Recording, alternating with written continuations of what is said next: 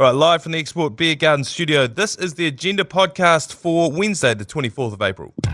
The Agenda, an alternative commentary collective podcast. Welcome in for the last day this week, live from the Taupo ACC G Lane, from the McDonald's Drive-Thru headset that you've been running this week.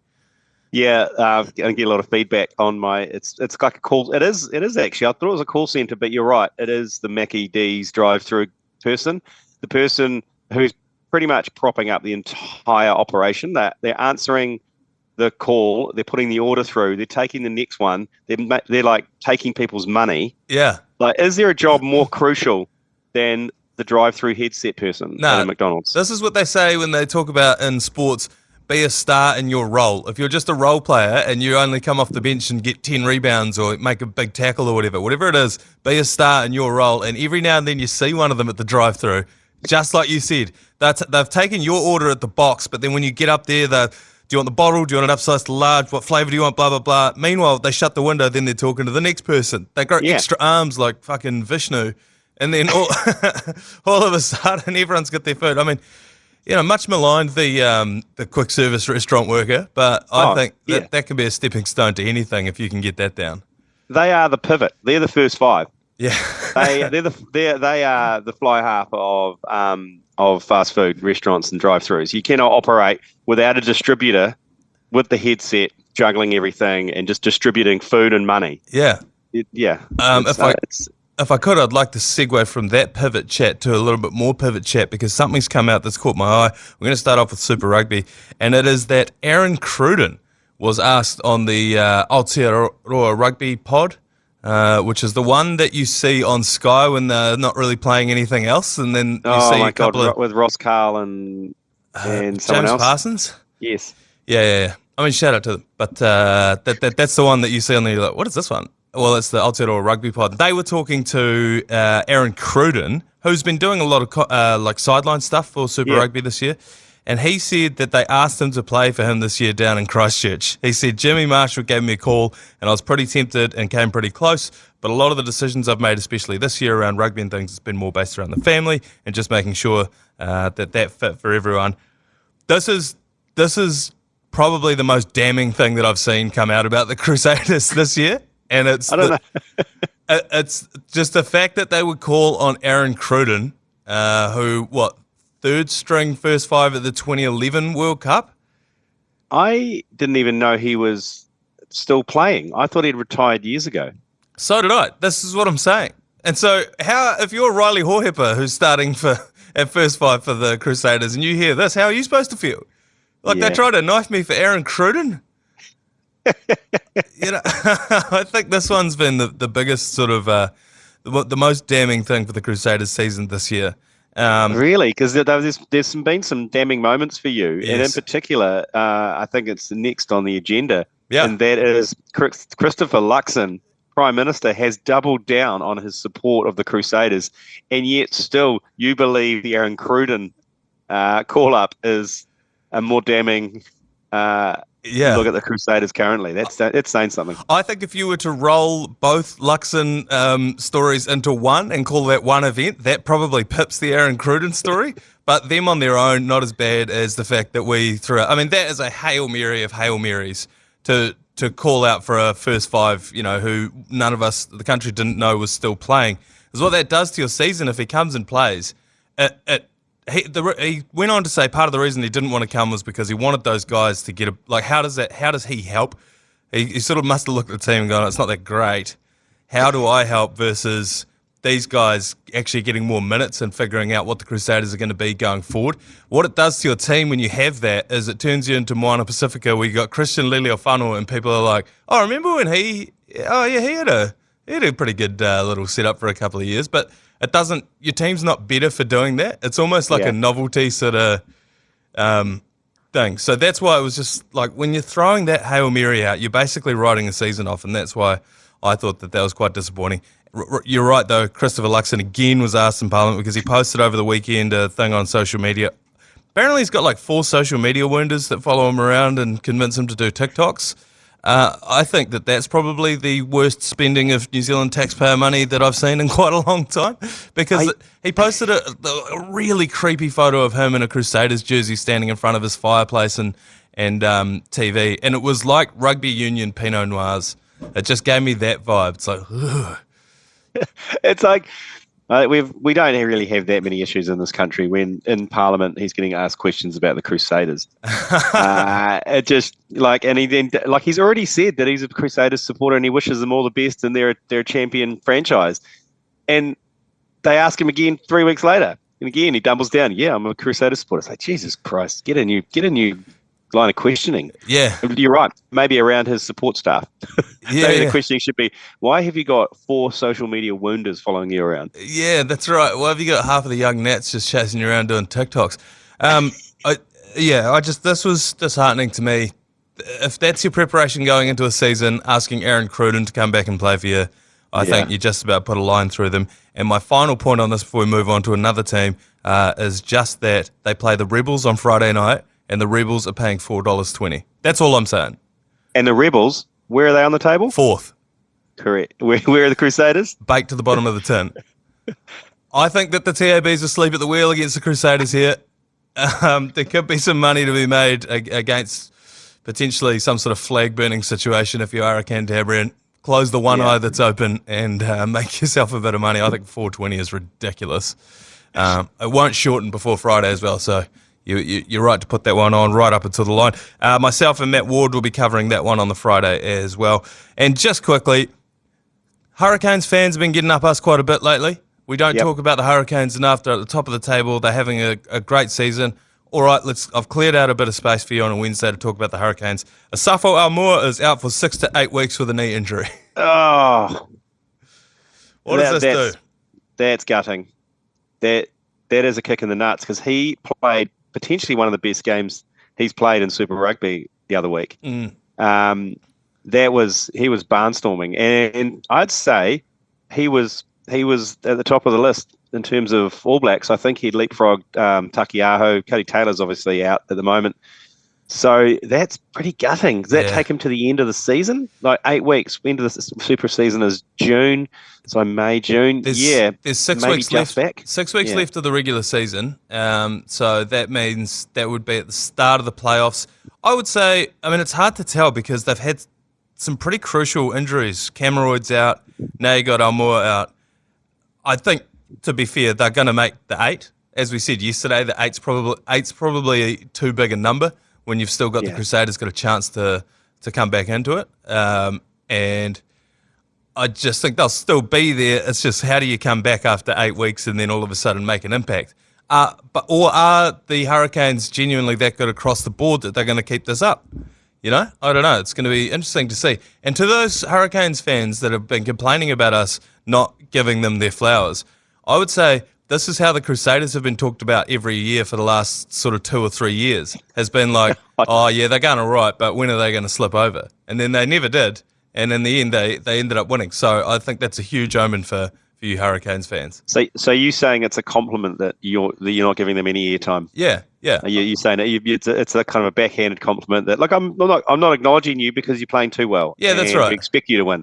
And it's boring to just be like, yeah, shit, they're going good, eh? Yeah, they are. I'll tell you what would be nice is if they're going good, they're undefeated. Be good if someone turned up to watch them. That is a good point. If every one of you that has either messaged in, sent a voicemail or something slagging us off for not talking about the Hurricanes, if every one of you had showed up to the game, there could be a whole different narrative. It must be hard. It must be so hard being that franchise, even the players, because I know it's not the players' fault, really.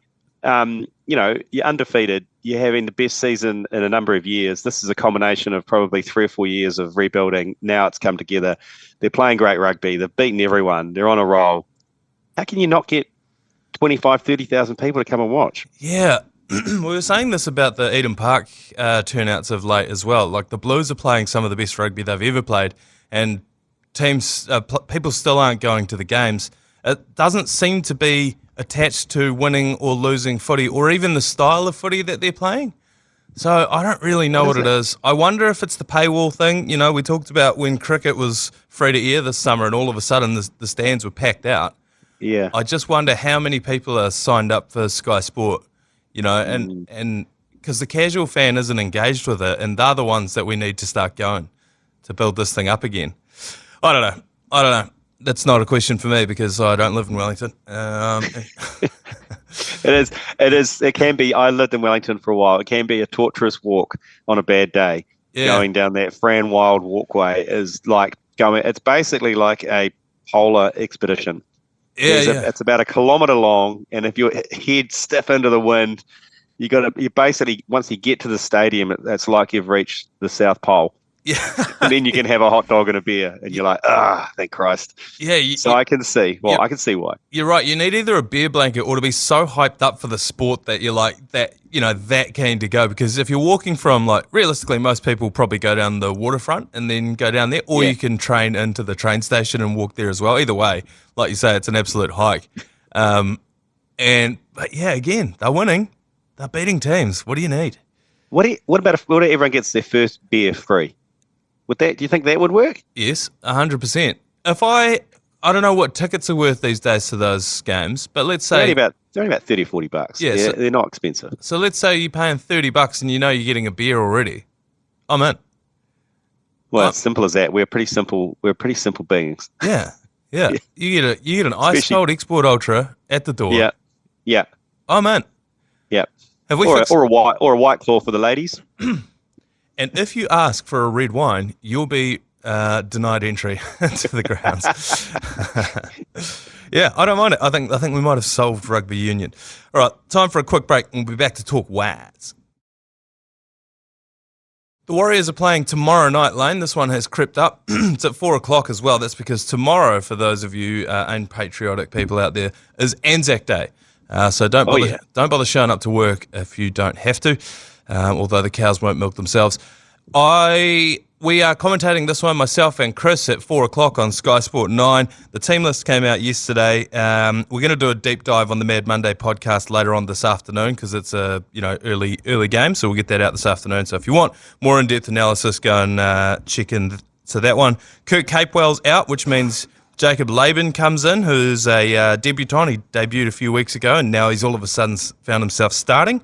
Dylan Walker is back from an ankle injury, which is good. He moves into the bench. Zion Maiu'u is the name for any casual fans out there watching this weekend, or tomorrow night, rather. He's debuting. He is a prop forward, and he looks the goods, especially in New South Wales Cup. He's the guy in the preseason game against the Tigers who absolutely murdered one of the Tigers players and got himself a 4-week suspension for his efforts.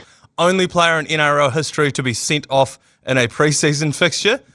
That's a huge omen. That is a huge omen. That's all you need to know about our debutant starting tomorrow. I think anytime you've got a guy who's got an NRL world first before he makes his debut, that's a huge omen.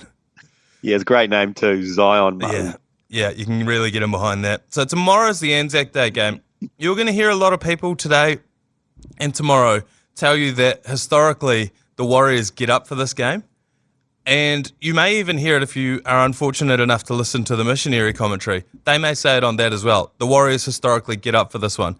That has never passed a sniff test with me. So last year I did a deep dive into whether or not we actually do get up for this. Now, the ANZAC Day fixture started in 2009. They used to have the ANZAC Day test. I don't know if you remember that. Yeah, I do. But the NRL fixture started in 2009. And since then, Melbourne has won 11 of those.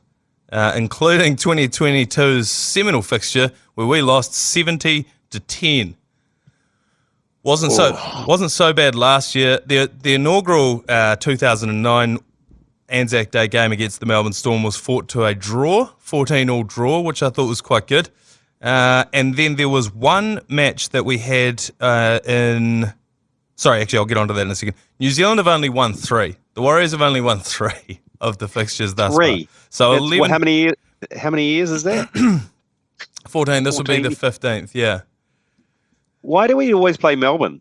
Well, this is the thing. In 2015, which was the 100th anniversary of World War I, we played the Gold Coast Titans. I don't know why the Titans. Maybe some train spotter out there could explain it to me. But in 2015, we played the Titans. We won that. That was one of the 3 wins that we've had on ANZAC Day. Was that a gift? That was a gift. That was a gift. And now, in 2024, the year of our Lord 2024, we have been gifted an injury-ravaged Titans again. So tomorrow's game, 4 o'clock, is against the Titans. This could potentially be a banana peel, but I do actually think the Warriors are just too good. And tomorrow is going to be a real course corrector, because if you play fantasy, NRL or Supercoach, the main strategy this year is pick players who are playing against the Titans that week because they leak points. They went close to beating Manly last week, but yeah, I think this has been, they've been talking since lockdown about how do they reward Warriors and Warriors fans for keeping the game afloat, as my guitar falls over, for keeping the game afloat through lockdown. This is what they're doing. They're giving us the Titans on ANZAC Day. Yeah, God bless you, Peter V'landys. God bless you. You've finally true to your word and rewarding the Warriors finally by gifting up the Titans on a plate on the 25th of April. Yeah, so as I said, 4 p.m, myself and Keezy on the call there. The Laureus Awards were overnight. They're sort of like the International Sporting Awards. They seem to be a real night of nights. Beaver's got a great story that's not mine to tell, but he did meet Tony Hawk at the Laureus Awards one year. Him and John R4 showed up, and Tony Hawk was there. So nice. Good old-fashioned gas bag. Djokovic was the Supreme Sportsman of the Year, beating off all comers, including Haaland, Verstappen, Messi, and Noah Lyles. Verstappen, no one's won more than Verstappen over the last year, have they? Yeah, well, that's what I looked at that, and when you sent through the finalists, and I think Verstappen's a bit hard done by. He pretty much won every single Grand Prix last year. Yeah, and he's like, I don't know. Maybe they put it down not to the actual sportsman, to the machine, rather than the sports person. Yeah, I guess my theory would be on that it's justification for my other theory, that it is not a sport, but rather a game. They are motor games at best, and at worst, a waste of resources. And I think this is acknowledgement of that on a global stage, that he did not win, despite the fact that he won more stuff than any of these other guys. It's the fact that he actually does not compete in a sport that may have held him back here. And also, I think on the levels of give a fuck, I reckon Max Verstappen, this would be very, very, very low down. Yeah, absolutely. Team of the year was the Spanish women's football team. Of course, they won the Football World Cup, and then their manager started pashing them all on the lips on the dais, and that was the end of him. His mother holed herself up in a church on a hunger strike. We haven't heard whether that's resolved itself. Well, because she did say if he's forced to resign, that she will go on a hunger strike. Yeah. And he was. And then she said she's not coming out of that church or eating until somebody apologises and stops vilifying him. Well, it's just carrying on again because the team's won and he's getting shit on in the press again. So should be pretty hungry by this stage. The teams that the Spanish women's football team beat off were the men's European... You can't say that. You can't say. You might have to word that a bit differently. Yeah, sorry. They pashed were the European Riders' Cup team, Man City, the Box, and Red Bull Racing. Again, Verstappen missing out. Again, like you said, he won't care.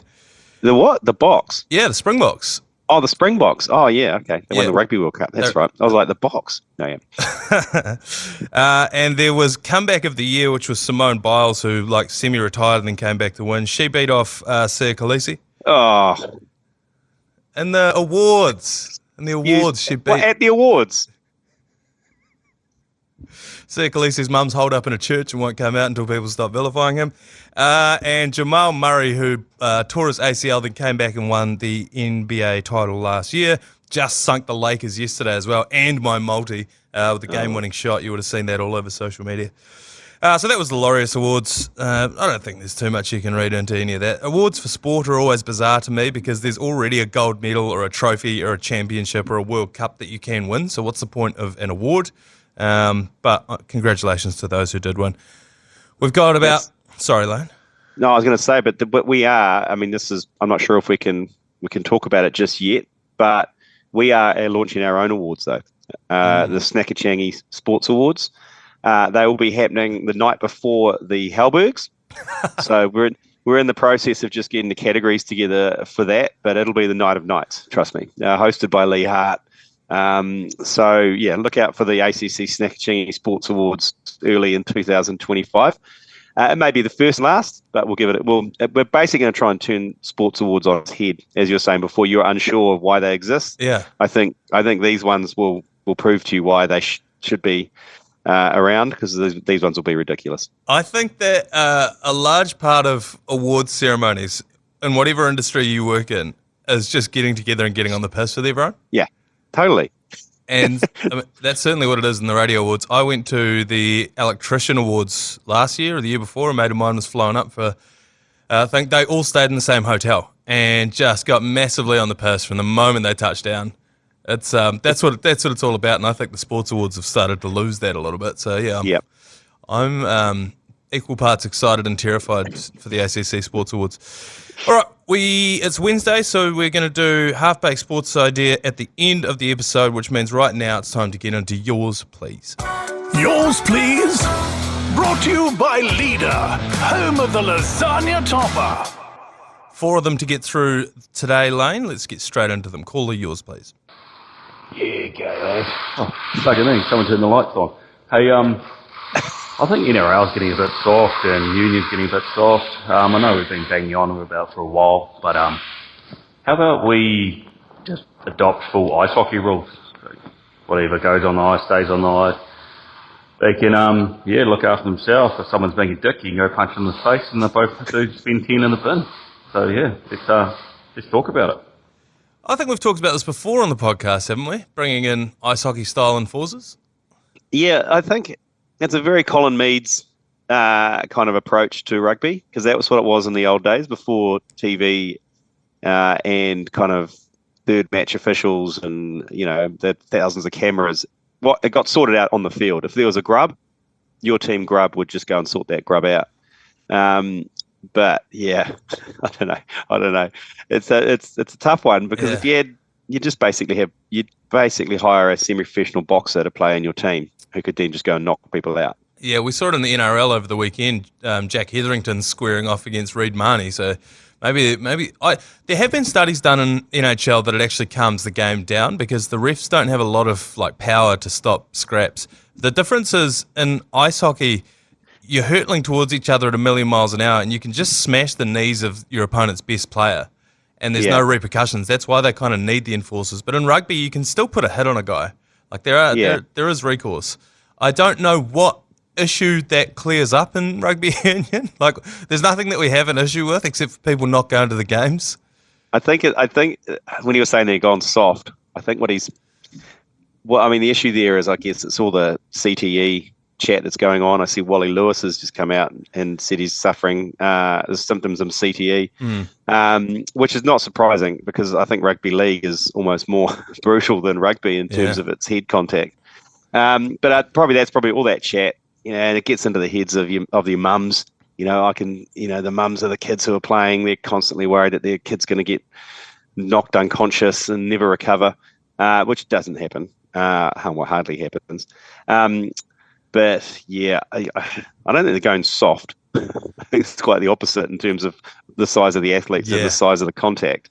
I think it's just the chat around the head contact and all that carry on. Oh yeah, so if there's a head high, then all of a sudden it's on. Bit of biff. I don't mind that. Maybe that instead of the red card. Yeah, especially if it's an intentional one. There was so many ones from Ofa Tuangafasi where he kind of hit and slipped up the chest and always copped people on the chin. Yeah. I don't think that deserves a hiding. No. I think, but a swinging arm, the Tate McDermott swinging arm that he got red carded for, that deserves someone to chin him. Bit of biff. Yeah, okay, don't mind it. Got another one here. Call yours, please. Oh, g'day fellas, Trev here again, just checking in. Hey, just out of Vines here. Couple of full fats tonight, went down beautifully. Hey, bit of a predicament on our hands here, lads. 2 weeks away from now, duck shooting weekend. We're playing Glenmark and Hines, the lads from North Canterbury, but they will not shift to a Friday night, so we can enjoy duck shooting all Saturday. Anyway, fucking North Canterbury for you. Can we take him to court? Let us know, Jerry. Yeah, I think you're going to have to. This is a ritual around New Zealand, duck shooting opening weekend. I think what's happening here is you guys have got yourself a good old-fashioned game of chicken. I think the other team, they have no intention of playing that game, but they want you to default so that it counts as a win in their book. the fact that you've already started going them about, taking them to court is showing them that you've blinked first. So they know that you're feeling this. You don't want to play the game. I suspect they don't either. But it's just who's going to default first. Yeah, I suggest potentially on the morning of the Saturday morning, you just turn up to the ground with 15 shotguns and just tell the opposition what's going to be happening in the next hour or so. You're going to leave and go shoot some ducks. You're not going to be playing. And we are going to both default with 15 shotguns pointed at the other team. I've got a more peaceful suggestion. Why don't you invite them down to your mai, and whoever shoots more ducks Wins the game. Gets the win. I reckon that is the way that you settle this one. Settle it like gentlemen. Extend an invitation and just say, come on, fellas, we've got enough room for you guys. Bring your own full fats down with you, and we'll park up. Whoever gets the most ducks wins the game on the table. I think no one in the competition would have a problem with that either. Yeah, maybe it's 4:00. Meet back at the club. Lay out all the ducks on the field. Get your ducks in a row. Count them off, and that can be the score. And that's what the referee will register. So it could be like 48-39. Tries 2. Everybody shot them. And then, job done. I think that's a great idea. I think the only downfall is going to be if you end up tied for points at the end of the season with a team that wasn't in on this deal. They're going to be pretty pissed off that you got the same amount of points as them just for going duck shooting for one day. So I think maybe you put an asterisk beside it, and in the event of a tiebreaker, the duck shooting team may lose. That's just to get all the rest of the competition off your back. Yeah, I mean, you're thinking far too ahead there, far too into the future. I think potentially just scrub that. I mean, it's actually a little bit disrespectful from the rugby union for actually scheduling that game. Yes. Yeah, so I think we should the blame should be squarely laid upon the rugby union. Yeah, that's terrible foresight from those guys. This happens every year. Someone's like, "Oh shit, I didn't realise it was this weekend." I think that's the way. Just have the Mid Canterbury Pond Meat Classic, and whoever shoots the most ducks, they get the points. I think this is why you come to us. We solve your problems. Another one here. Caller, yours, please. Yeah, g'day lads. Hey, just a quick one. Is there a name for when you place a multi-bet and you think you've lost it, you've got 4 out of 5 legs, and you're just devastated, and you check your account on the Monday morning, and you actually did collect? Is there a special name for that? Anyway, hooroo. I know exactly the scenario he's talking about. Yeah. It's like because the bet's always suspended for a couple of minutes after a fixture, and then they'll rule that, actually, there was another pass, or a 2-pointer was ruled as a 3-pointer or something like that. And then you're like, oh, shit. I call it found money. I think it's free money, and I will use that to really shoot from the hip. I'll reinvest that almost immediately on something that's going to, pay about $1,000. How do you play that? Yeah, it's the prize cash, isn't it? Yeah. I do enjoy that as well. It's happened to me a couple of times, actually more around the horse racing. And I remember being at the Christchurch Cup at Riccarton, and just I placed a trifecta, which I thought was a box trifecta. I picked about 4 or 5 horses, and I was too busy slamming beers and being an idiot.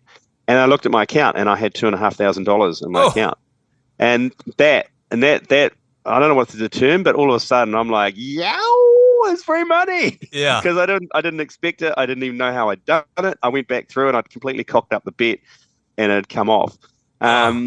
So yeah, the free money. I don't know if we might have to think of it more of a kind of a catchy word for it. Yeah. Found money. I don't know. I had a similar thing at the Melbourne Cup a couple of years ago where my internet dropped out as I placed the bet on the horse that I wanted. And so the thing didn't work, so I hit the button again. Still didn't work. Hit the button again. Ended up placing the same bet 3 times, and it came in. And so I triple staked, and it was just found money. It was excellent. What do you call when you strike gold? What happens when you strike oil? What's that called? Is there a term for that? Eureka? No, that's a science thing, isn't it? Yeah, when you strike gold and I don't know. There is a term there that feels like that where it's just out of nowhere. Oh yeah, okay. Free spins. Yeah. Free spin. I don't want it. I think we got a couple more. One more. Call yours, please. Yeah, g'day fellas, it's Horatio Ringbond here from Marston. I just wanted to clear a few things up with regards to you calling us wired up folk, kidnappers and... Barry, it rubs its own lotion on, mate. Jesus. No. Undo the feet and put it down the well. Yeah, just wanted to clear that up, boys. No, we're all good this way. No kidnapping or yours please in the duck this way. We just live a good life here. I think we might have had the wrong end of the stick there, Horatio. I'm sorry about that, mate. Yeah, no, we never, Horatio, you don't sound like a kidnapper at all. No. Not at all. Yeah, lights out kidnapper. You don't drive a homie wagon with the curtains closed around primary school kids. Yeah. So I'd like to walk back my accusations and just apologise to Horatio, the wider upper area, and anyone else who's sent in voicemails in the dark. So apologies for that. All right, great round of yours, please. There. Time for a quick break, and we'll come back with a half-baked sports idea. Half-baked sports idea. The seed for this one was planted yesterday when we were talking about how could we better use animals to enhance sports. So this is, things like we talked yesterday about potentially using a dog to find your golf ball on the PGA Tour. We were talking about ball boy, perhaps having a golden retriever as the ball boy. They already have bat dogs in baseball. Have you seen those? Oh, yeah, but but it's not a permanent fixture, though, is it? It's just a kind of a gimmick on Pet Day or something. Yeah, it is. So we thought, what other ways could we use animals to enhance sports? So you came into the group chat yesterday, straight after the podcast, greyhounds running water or tees onto league fields. Yeah. So or maybe it doesn't need to be a greyhound, because what are the miniature greyhounds? A whippet. The whippet. It's just a whippet with a tee tied to its head, and it's trained to just sprint out and then sit down right next to where the referee's standing, and then the kicker takes the tee off its head, or even maybe kick off its head. It just lies down with the tee on its head, and you tee off it, and then it stays there, and then you put the tee back, and you tick the tee back on the whippet's head, and it's off again. And maybe if it's windy, you train it to put its snout on the top of the ball to hold it still. Yeah. Have you seen the footage of Eddie Jones when the Wallabies played at Forsyth Bar Stadium? Get the tee out on the field. Get the fucking tee out on the field. Get the fucking tee out on the field. And no one ran the tee out to Quade Cooper. If only he had a whippet handy. Absolutely. Yeah. Another one here. Tell me if this is interfering with the sport a little bit too much. Team New Zealand, chimp grinder. I don't mind that. What about orangutan? Yeah, or is that wandering into having the animal play the sport for you? Because at that point, you might as well just put a silverback in the UFC. Yeah, I guess that's right. But I mean, if you imagine orangutan's arms grinding, oh yeah, that's significant. Yeah, that's some significant talk. We talked briefly about this last year when we were talking about how to stop the pitch invaders. Remember they had a moat around the field in Argentina.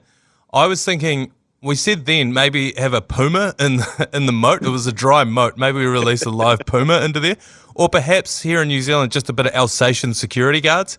Because there'd be no bigger deterrent than watching a guy run across fully clothed, and then all of a sudden the hounds just get let loose and he gets mauled at halfway. Yeah, they're only trained to chase people with clothes, though. Yeah. Yep. I think nude is... The dog doesn't even react. 100%. I remember being absolutely terrified at primary school when the police were there. Remember the police used to come around with Constable Keith? And they showed up at primary school. They didn't tell us this was going to happen, but they did this big play where... They were like, oh my God, someone's stolen something out of one of the classrooms. And then this guy in the full padded suit that they use for training comes running out of one of the classrooms. Yeah, and then they sick the dogs on them. And we were horrified because as kids, we didn't know this was like a training thing. We're like, why has some hockey goalkeeper stolen someone's pencil case out of the classroom and now this dog's mauling him to bits? I remember being horrified by that. Shout out to Constable Keith.